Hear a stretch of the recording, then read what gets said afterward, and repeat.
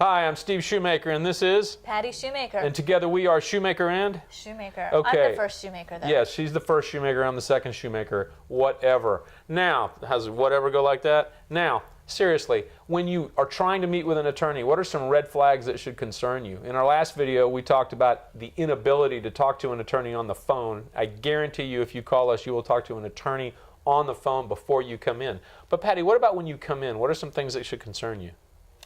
Well, particularly in the area of family law, personality is important. Does your personality fit with the personality of the attorney that you're meeting with? Absolutely. I mean, in the first meeting, is the attorney rude and brusque and doesn't have time for your questions? I find a lot of attorneys talk in rapid fire, and they tend to want to talk more than listen. Does that concern you?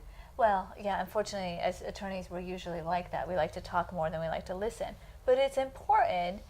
Are your questions getting answered? Is the attorney taking the time to answer those questions? Right. Because if it's not happening in the first meeting, I mean, it's almost like dating. If it's not happening on the first date, it's not like it's going to get better. Right.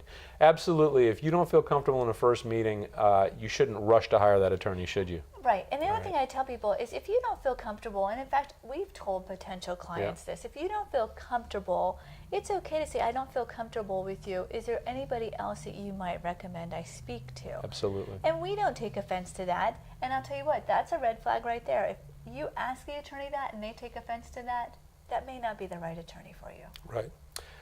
Again, we're Steve and Patty Shewmaker at Shewmaker and Shewmaker.